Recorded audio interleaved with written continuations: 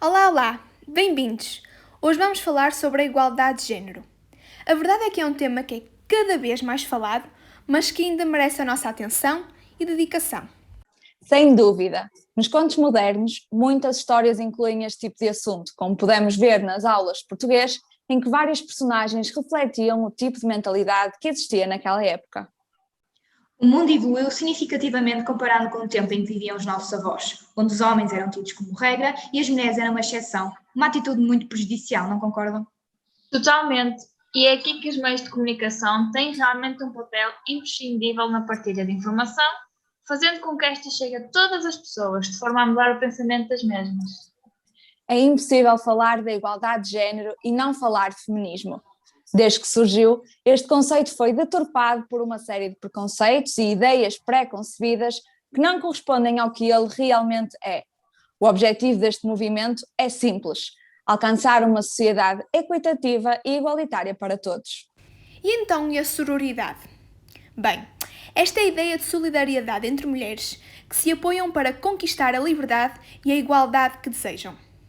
Esta causa é muitas vezes interpretada como se por obrigação as mulheres devessem gostar todas umas das outras. No entanto, refere-se sobretudo à empatia que devemos ter entre nós. Pois bem, a igualdade de género nos meios de comunicação social é um tema crucial e que deve ser tratado com a máxima prioridade.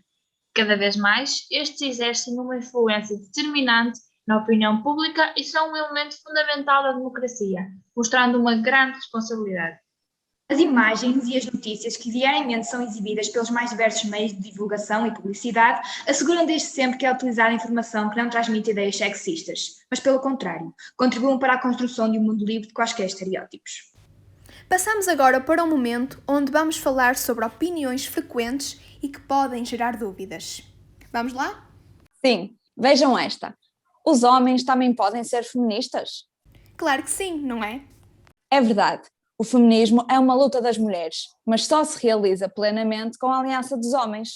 Estes, assim como elas, devem intervir no sentido de equidade de direitos e deveres. Afinal, defender a igualdade e dizer que não é feminista é o mesmo que dizer que não bebe água, mas sim H2O. E esta? As mulheres são melhores a realizar várias tarefas ao mesmo tempo. É uma ideia conveniente para os homens, mas não faz sentido. Exatamente. A mulher, relativamente ao homem, tem um cérebro com mais facilidade em fazer a conexão entre os dois hemisférios, mas claramente que isso não significa que consigam fazer mais coisas ao mesmo tempo. Ora bem, eu tenho aqui uma que diz: os cargos de liderança são mais ambicionados por homens e, por isso, têm de ser ocupados por eles. Ui, não mesmo.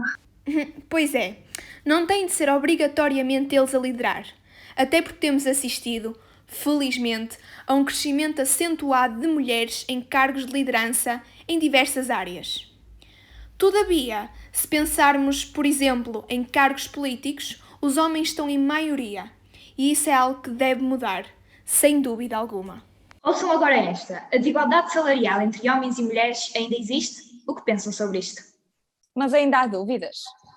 Infelizmente é verdade, e Portugal tem uma das maiores desigualdades salariais entre géneros.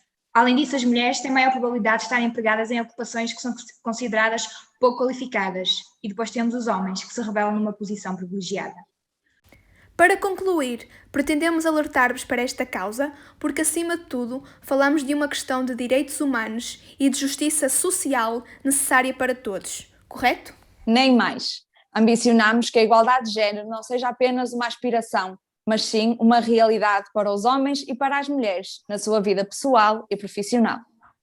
Acreditamos que os meios de comunicação são realmente uma forma de incentivar a tomada de consciência coletiva para a importância do desaparecimento total de discriminação.